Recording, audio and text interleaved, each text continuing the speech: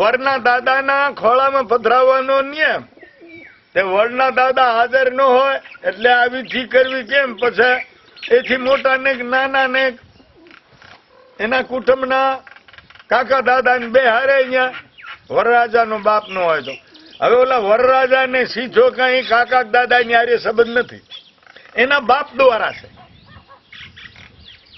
બરાબર? સીધો સંબંધ નથી, એના બાપ દ્વારા, એના બાપનો ભાઈ છે એટલે એને સંબંધ છે. ઈ પરંપરાગત એ સંબંધ કહેવામાં આવે છે. તો વૃત્તિ એ કેના આધારે કામ કરે છે? ક્યાંથી ઉઠે છે? ચેતનના આધારે. વૃત્તિનો પરંપરાગત સંબંધ છે ચેતનાથી. ચેતન વગર વૃત્તિ કામ જ ન કરી શકે.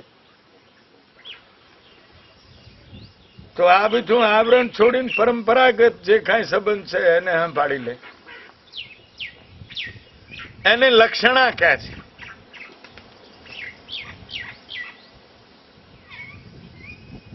શબ્દનો સ્થૂલ ભાગ જે છે એનો જે અર્થ કરે છે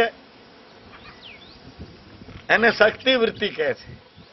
જીવ ઈશ્વર બે શક્તિ વૃત્તિ દ્વારા ઓળખાય છે. અને બ્રહ્મ જે છે, કારણ કે જે જીવની ઈશ્વરનો તો આ બધું પ્રતીપ, એની ઉપાધિ અને એ બધું એનું કાર્ય દેખાય છે.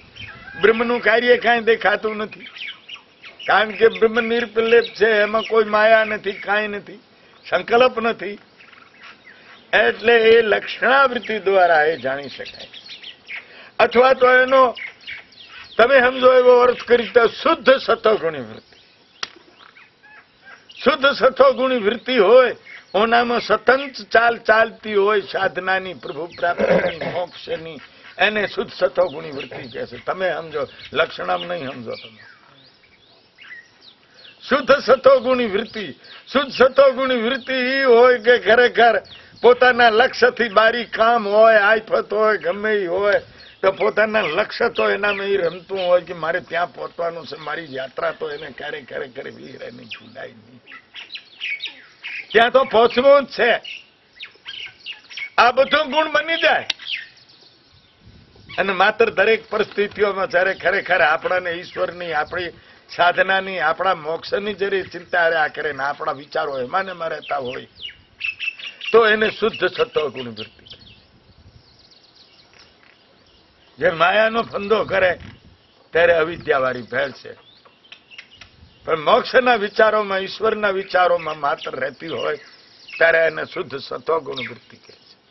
ઓ શુદ્ધ સત્વગુણી વૃત્તિ દ્વારા લક્ષણામ નહીં મેળ પડતો હોય. શું કે છે લક્ષણા? લક્ષણાનો અર્થ છે પરંપરાગત. આ વૃત્તિ તો બે વૃત્તિઓ અહીંયા આપણે કીધું શુદ્ધ સત્વગુણી એ ચેતનના આશ્રય કામ કરે છે.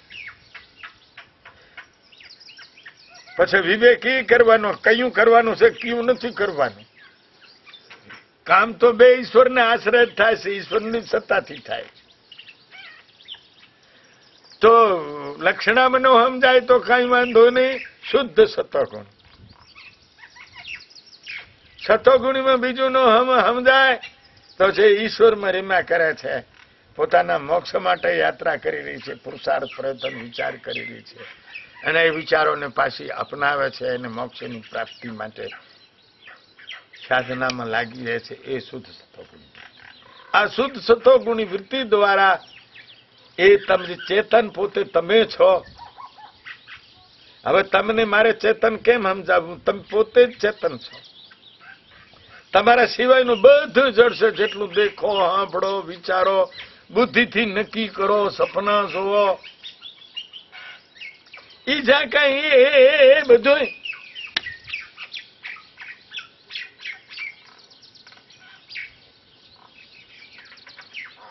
તમારા ચેતન સ્વરૂપમાં જાગી જાવું. વૃત્તિ ચેતનમાં સતત લાગી રહેતી હોય, માયામાંથી પાછી ફરતી હોય તો એ શુદ્ધ સત્વગુણી છે. એ જ વૃત્તિ લક્ષ્યને પકડે છે. શુદ્ધ સત્વગુણી વૃત્તિ સિવાય લક્ષ્ય એટલે નિશાન, જે આપણું મોક્ષ, જે આપણું સ્વરૂપ છે, એ તો શુદ્ધ સત્વગુણી વૃત્તિમાં પ્રકાશમાન થાય છે. શુદ્ધ સત્વગુણી વૃત્તિમાં કોઈ પણ આવરણ નથી હોતું, એટલે તરત જ એમાં આત્માનો પ્રતિબિંબ પડે છે. અને એ પ્રતિબિંબ પડતા જ્ઞાન કે આત્માનો પ્રતિબિંબ જ્ઞાન સ્વરૂપ છે. એટલે શુદ્ધ સત્વ ગુણ વૃત્તિ જો હે ઓ ખરેખર આત્માના પ્રતિબિંબને ગ્રહણ કરે છે અને એમાંથી ખરેખર ચિદાભાસનો બાદ કરી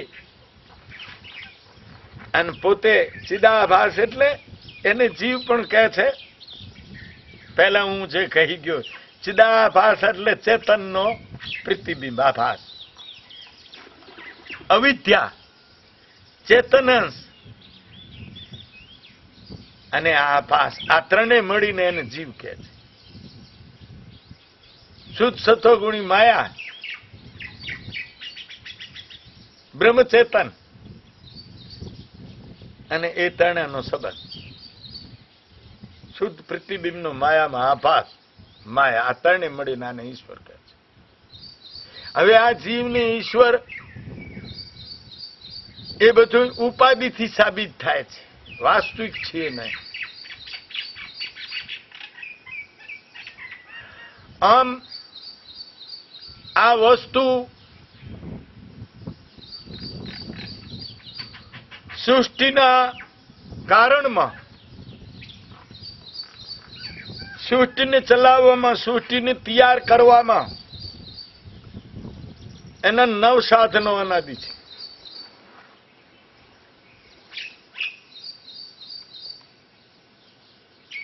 હા, ધર્મદાસના પ્રશ્નો છે.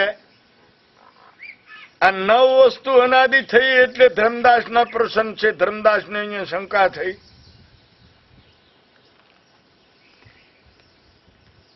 તો સાહેબને પૂછે છે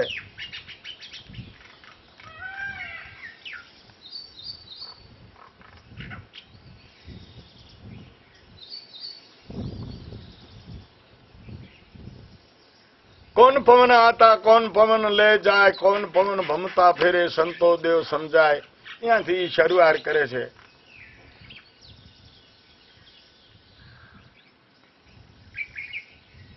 તો આ મન છે એ પવનની ગોરે એ ભમતો ફરે છે.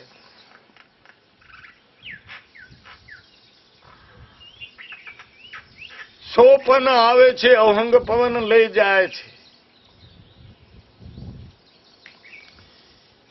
એ બંને મંત્રોની હારે જીવવાચ ને બ્રહ્મવાચ ના એ 2 શબ્દો છે.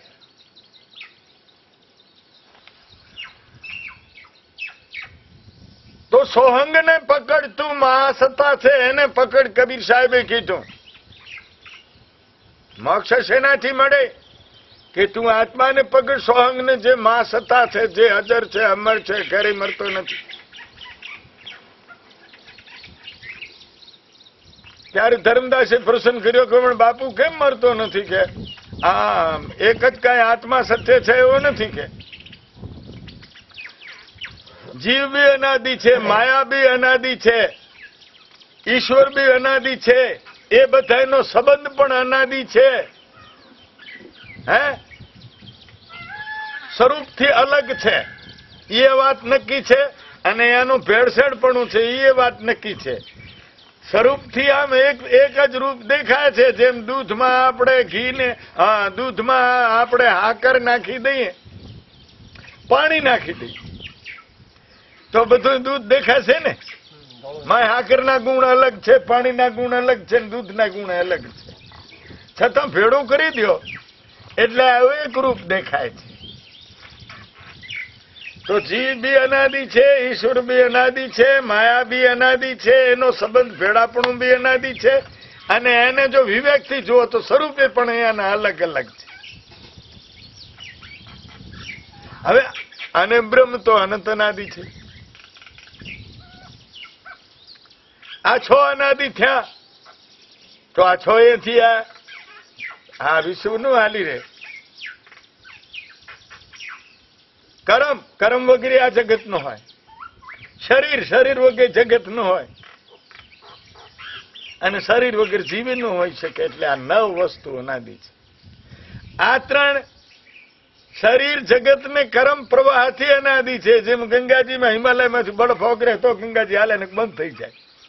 એમ આને જ્ઞાન ન થાય ને અજ્ઞાન છે જ્યાં સુધી કર્મ સાબિત છે ત્યાં આ હાલ્યું આવે કર્મ ને જગત ની. આ પાંચ છે શાંત અનાદિ છે. જીવ, બ્રહ્મ, ઈશ્વર, માયા, સંબંધ ને ભેદ. એમાં આ પાંચ વસ્તુ છે, જીવ, ઈશ્વર, માયા, સંબંધ ને ભેદ. એ શાંતાનાદિ છે. શાંતાનાદિ એને કહેવાય છે બ્રહ્મનું જ્ઞાન થયા પછી એનું એસી તત્વ ન રહે. જ્યાં સુધી અજ્ઞાન છે ત્યાં સુધી પ્રતીત થાય.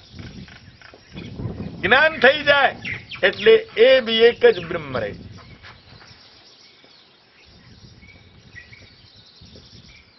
તો ધર્મદાસજીએ પ્રસંગ કર્યો કે સોહંગ ફૂટી નવખંડ ભયા રસ્તા દિયા ભૂલાય, કહે ધર્મીદાસ કબીર કો હંસા કોણ ઘર. મારે ક્યાં જાઉં? આમાં તો નવ અનાદિ વસ્તુ છે, તમે અનાદિને પકડવાનું કીધું.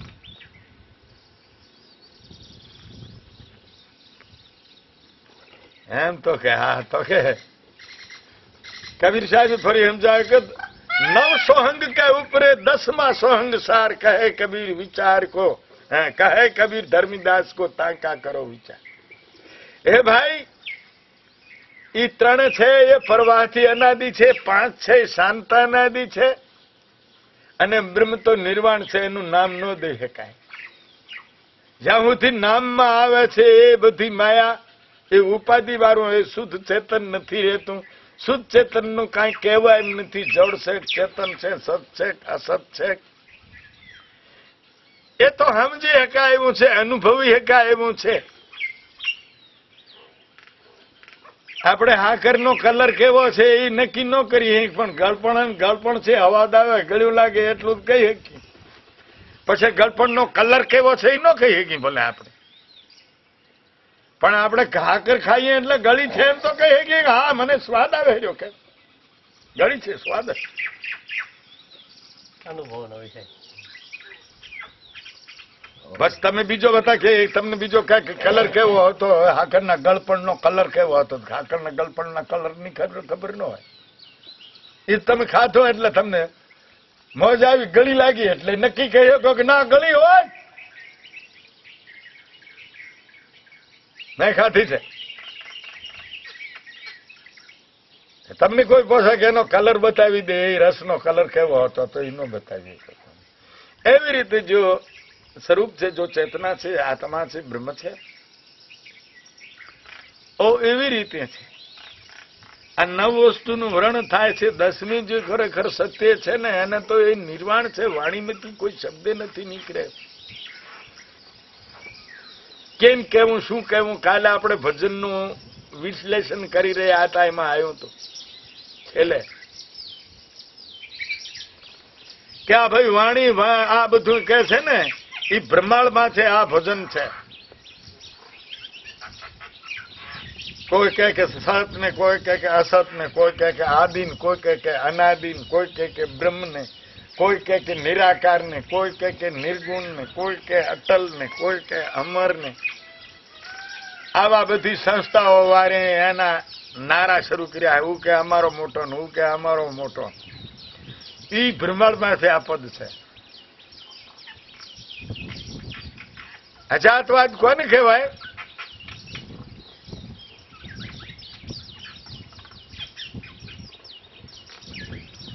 કાલે આપણે ભજન રજૂ કરીશું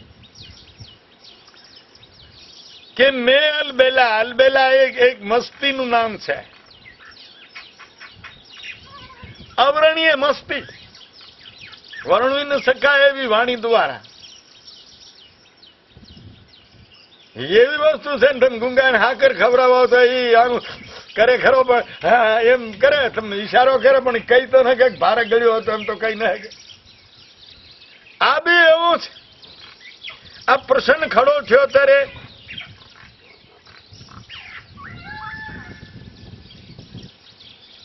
આ બધા શબ્દાવલી ઉપરથી, નારાઓ ઉપરથી ઈશ્વરને, બ્રહ્મને કલ્પીને અને કાલ્પનિકથી જે બધા નામ આપ્યા છે. જોકે એ એવું જ છે, કાંટાથી કાંટો જ કટાય છે. કાંક તો એનો આ સાધન તો લેવું જોઈએ, સાધન વગર તો ત્યાં પહોંચાય નહીં. તો આ તો સાધન છે. એ આ બધા નારાવાળાઓ માથેના હાજર છે ને અમર છે ને અવિનાશી છે ને નિરાકાર છે ને નિર્ગુણ છે ને સત છે ને અસત છે ને આ જીવ છે ને બ્રહ્મ છે ને એ આ બધું સાંભળીને એને વિચાર આવ્યો કે આ બધું કેમ આમ કરે છે તો એના માટે વિચાર પ્રગટ કર્યા કે ભાઈ મેં અલબેલા સુન લે ચેલા કહું મેરા હુલાસ